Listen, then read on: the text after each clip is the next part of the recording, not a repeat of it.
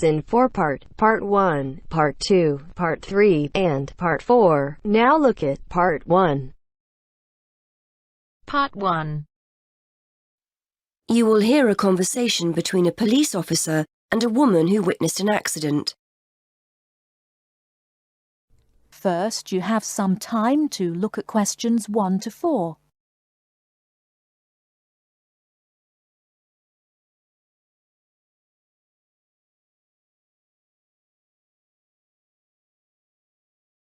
Now we shall begin. You should answer the questions as you listen, because you will not hear the recording a second time. Listen carefully and answer questions 1 to 4. Hello, madam. I understand you witnessed the accident. Have you got a few minutes to tell me what you saw? Yes, no problem. I don't have to be back at work for a while, so I'm pleased to help. Did you actually see what happened? Yes, I was standing over there, near the bus stop. I was on my way to get something for lunch and just happened to be looking at a shop across the road. That's when I saw the red car come out from the junction over there. You don't happen to know what time it occurred, do you? Well, I left work for my lunch break at 1, and it's only about 10 minutes walk away, the office, I mean. So it might have been about 10 past 1. Although I did pop into the shop for something, so it was probably closer to 1:15. So it pulled out of Monk's Road, that's the road over there, straight onto High Street. That's right, yes. Did you get a view of who was in the car? There were 3 of them. 2 in the front, the driver of course, someone in the passenger seat, and there was someone in the back. They were quite young. I doubt if they were much older than 20. Anyway, they came speeding out of the side road over there and hit that lady's bicycle. The driver didn't bother to stop to find out if she was okay. He just drove off along the main road towards the town centre. Is the woman okay? She should be fine. She banged her head when she came off the bike, so we've called for an ambulance. They always like to check you out in case you have concussion. But no, she seems fine. Before you hear the rest of the conversation, you have some time to look at questions 5 to 10.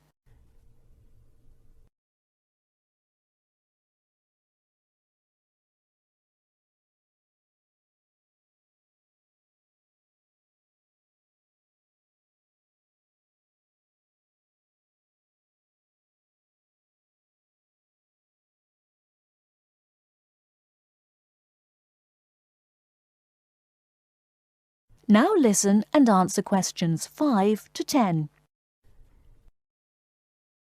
The bike doesn't look too good, though. I don't think she'll be using that again. I suppose she was very lucky, really. If they'd hit her instead of the front wheel, she could have been seriously injured. It looked like they were just in a hurry and didn't want to stop at the junction. I know the traffic lights aren't working there, so perhaps they thought they could just pull out. Could you give me a description of the car? Do you know the make and model? Well, I'm not very good with cars, but I'm pretty sure it was the same model as my husband's car, a Ford Fiesta. It was red, like I said, and quite old, and the door on the driver's side was damaged. It looked like it had been in another accident some time ago. I don't suppose you had a chance to take down the registration number, did you? I did, actually. Let me see. Y48BYW. Will that help you trace them? That's really helpful. It depends. It might be a stolen car, but at least we'll be able to trace the owner. If it wasn't stolen, then yes, we'll be able to find out the name of the driver. Now, would you mind giving me your contact details, just in case we need to get in touch about anything? Of course. What's your name? Mrs. Stansfield. Rita Stansfield. That's Stansfield.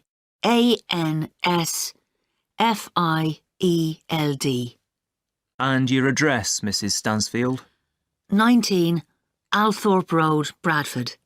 That's ALTHORPE. Have you got a telephone number we can get you on? Yes, it's 0232 566 788. And do you have a mobile number? Yes. 07834 889 772. That's great, Mrs. Stansfield.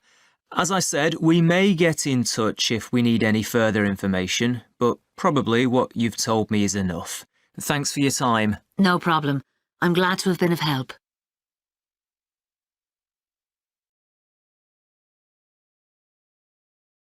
That is the end of part 1. You now have half a minute to check your answers.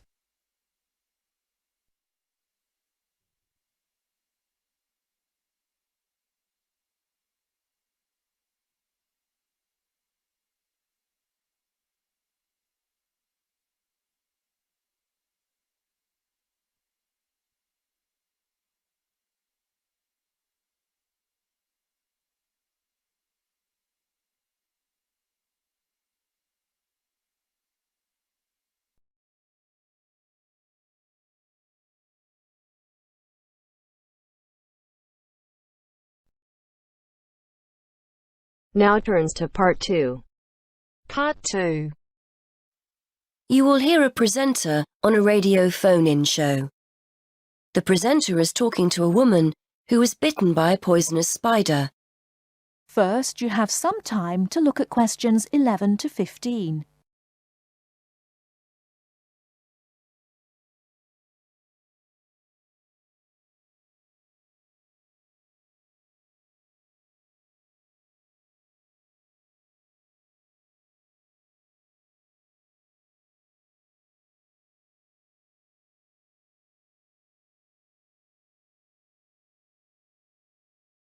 Now, listen carefully and answer questions 11 to 15. Today, we're continuing our Traveller's Tales. On the line we have Amanda Toddington, who had quite a nasty experience in Australia last year. Isn't that right, Amanda? Yes. My husband and I were on holiday and we were staying at a friend's house on the coast near Brisbane. It was towards the end of the holiday and I was about to go into the garden and enjoy my breakfast. I walked out into the kitchen, slid my left foot into my shoe and felt a tiny sting. It was pretty painless, but I shook the shoe off my foot and saw this tiny spider running out as the shoe hit the wall. Anyway, not being an expert, I presumed the worst, that I'd been bitten by something that was going to kill me, and I completely lost control. I don't think I've ever screamed so much in all my life. We'd been told beforehand to always check our shoes before putting them on, as it's a common way to get bitten. So I suppose it was my own fault, really. So what was it that had bitten you? Tony, that's our Australian friend, he immediately asked me if I knew what had bitten me, and I pointed to the corner of the room where I'd last seen the spider. He picked up a jar and found the creature in the corner where the shoe had hit the floor. "It's a redback," he said, and he gently placed the jar over the spider. The funny thing was, we'd been talking about some of the creatures we needed to be careful of a few days previously, and as he said the name redback, the conversation came flooding back to me. In particular, the fact that the bite can be extremely painful. I've found out since that the redback is from the same family as the black widow spider, and it's the female that does the damage, which it turned out was what I'd been bitten by. You must have been absolutely petrified. You can say that again. I remember feeling quite confused. I wasn't in a great deal of pain to begin with, and yet I could see from our friends' faces that they were concerned. Tony explained that the venom or poison of the bite spreads quite slowly, so the pain doesn't feel too bad at first. Gwen, Tony's wife, brought an ice pack, and Tony held it against the bite to make it less painful. Apparently, you're not supposed to put a bandage on the area, as this can make it hurt even more. Tony tried to put my mind at rest by explaining that this was quite a common bite, that the hospital would have an antivenom, and that everything would be okay. But I was beginning to panic. We were flying back to the UK the next day, and I really didn't know what to do. Before you hear the rest of the talk, you have some time to look at questions 16 to 20.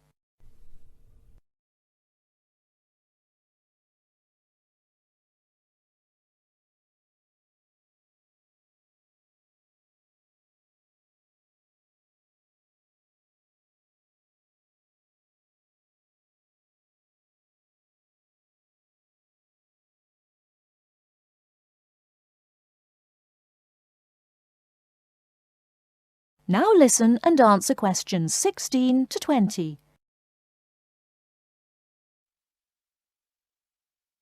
So what did you do? Well, Tony phoned the doctor, who told him to check my symptoms for the next hour or two. As time went on, the pain became very intense, from my foot right up to my knee. My husband was on the internet and was reading out the possible symptoms. I wasn't feeling sick, and I hadn't yet developed a fever, but I had a terrible headache, and my foot was beginning to swell up. At this point, Tony decided to take me to the local hospital to be on the safe side. I really didn't want to go, as I had visions of being kept in for days and all our plans being spoilt. But Tony and my husband insisted.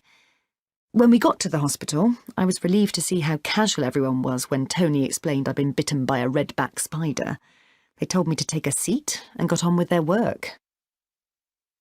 And did you receive any treatment? By the time I got to see a doctor, the pain was very intense indeed, and I was getting quite upset.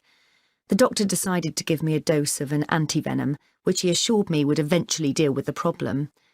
Unfortunately, he also explained that it wouldn't have an immediate effect and the symptoms might last for several days.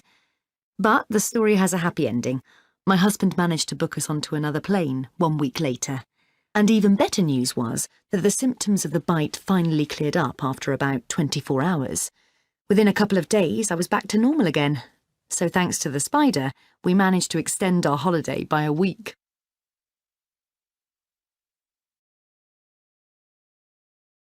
That is the end of part 2. You now have half a minute to check your answers.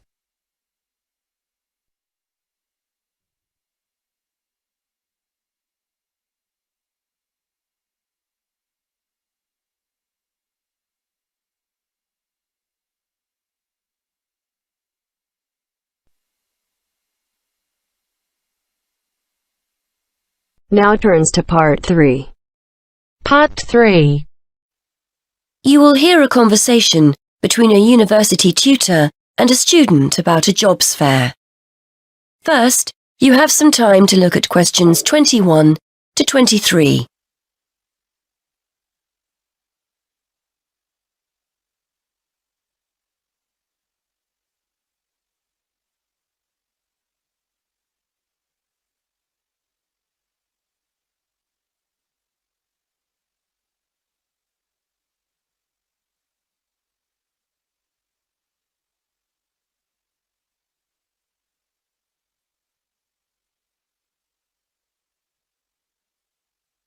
Now listen and answer questions 21 to 23.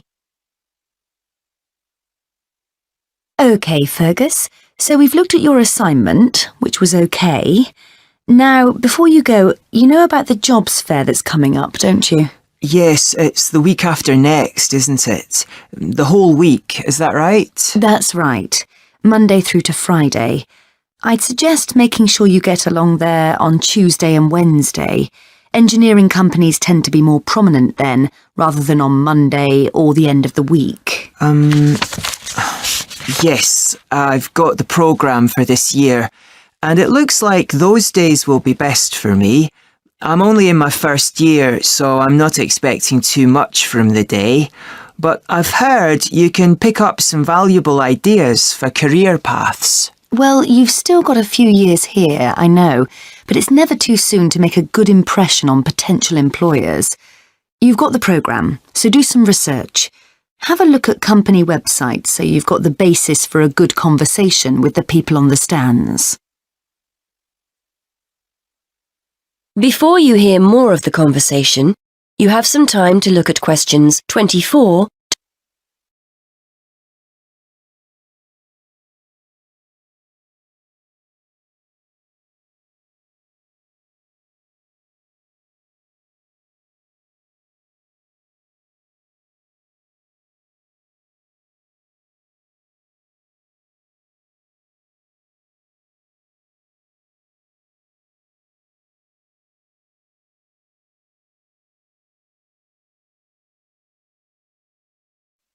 Yes, I was looking at one the other day.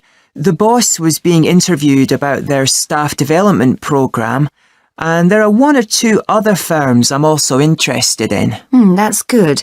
You've made a start already. Remember to think about what you're going to ask people before you turn up. Not how much you're likely to earn, of course. You only discuss salaries at job interviews.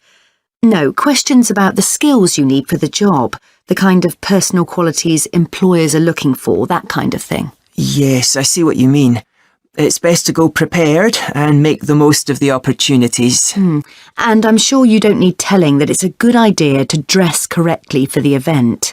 You need to give off a professional air. Well, I won't be buying anything special for the occasion, that's for sure. I've got a suit and tie at my parents', but I don't have time to collect it. I'll make an effort, though. A nice pair of trousers and a jacket. Nothing too formal. I'm sure you'll look the part. By the way, you'll often find companies have more than one representative. Maybe someone from marketing handing out free gifts, someone who'll explain the interview process, an ex-student who now works for them, that kind of thing. Try and direct your questions towards the best person. Yes, that's a good idea. I'd certainly be keen to talk to any ex-students that are around. I'm sure you'll find the whole thing really useful. It's important to go to these events, and we always get great feedback from students who've attended. As long as you go with the right expectations. It's unlikely you'll come away with the promise of a job, of course. It's more about discovering what companies are looking for in potential employees. Yes, plus they're a great opportunity to practice things like networking, meeting new people, talking about yourself and what you do. Do you know what I mean? Definitely, yes. There will be several high-profile companies in the engineering sector, and you'll have the chance to get to know some useful people. If they give you their card or contact information, make sure you keep it safe. It's a sign they like you and want to keep in touch.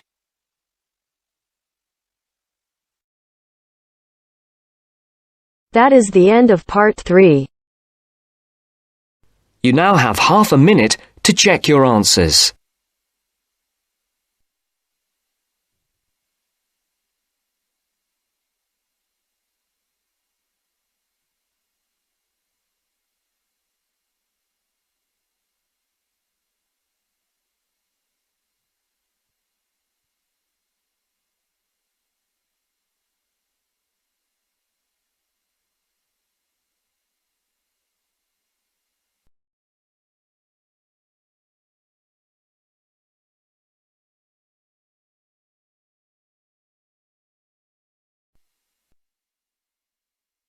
Now turns to part 4.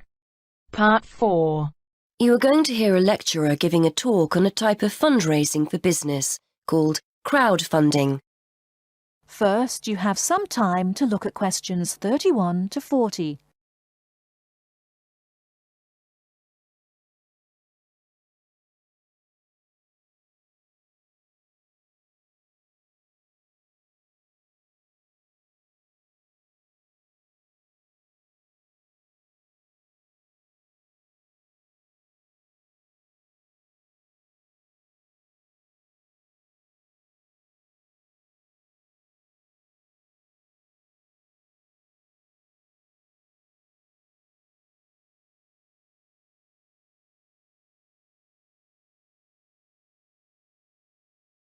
Now, listen carefully and answer questions 31 to 40.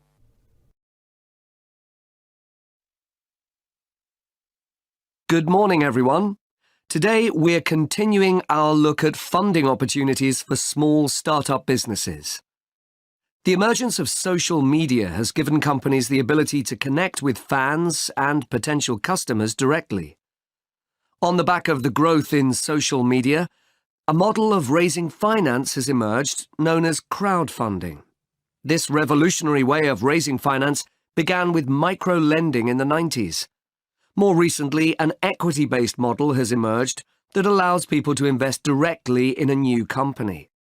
We're going to examine this in more detail later, but let's turn first to a third model, which I'll term a fan-based model.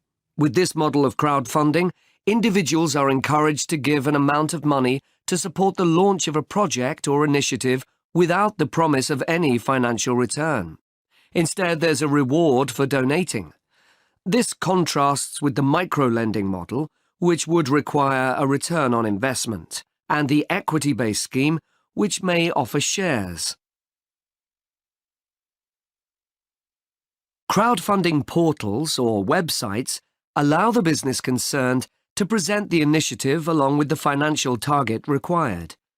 There's a fixed time limit for fundraising, and if the target amount is reached, all donations are paid to the company or individual.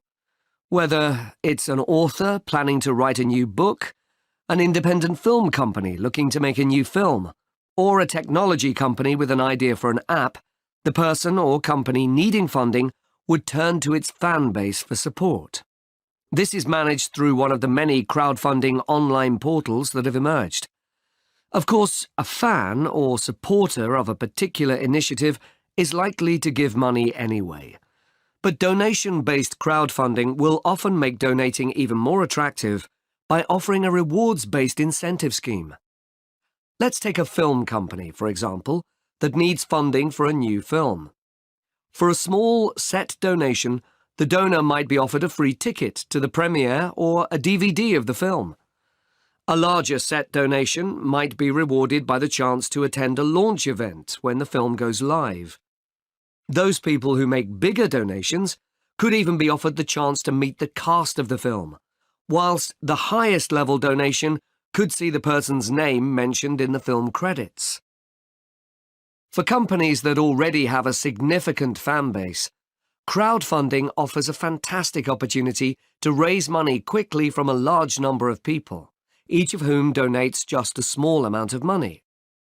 Compare this to the time and effort that would be needed to sell your idea to investors or your bank manager, particularly in an age when raising finance can be difficult. The company may also have links with partner companies or organizations that run fundraising events. In this case, you can significantly increase participation by working with these organizations to promote your crowdfunding project. Another significant advantage is that you can reach out to your fan base for feedback on the project while it's being developed, thus making the final product more appealing. Crowdfunding enables you to raise awareness of the product at an early stage, thus increasing the potential for sales. With so many people behind you, it can also act as a great incentive to get the best possible product out on time and on budget. However, there are disadvantages to bear in mind. The model can be described as all or nothing. If you don't reach the monetary target required in the agreed time, all promises of donations are cancelled and no money is paid, leaving you back at square one. Should this happen, or still worse, you receive the funding but are unable to come up with the product, not only will your fans end up disappointed, but the portal will record the fact that you failed to reach your target, or that the initiative failed. Fulfilling all the pledges that you've made to people can also be very time-consuming. For example, remembering to send out copies of books or free cinema tickets can sometimes be forgotten in the excitement and frenzy of launching your product. People sometimes forget to factor in the cost of rewards when calculating profit margins. But these can be significant. And finally, if you have a small fan base, for example, you're a new company or have a small social media footprint, raising awareness of your initiative will be challenging. These drawbacks aside, donation-based crowdfunding is a wonderful opportunity for individuals or small startups to raise funds for that exciting new project, whilst reaching out and connecting to the people who are most likely to support and promote your work for you. That is the end of part 4. You now have half a minute to check your answers.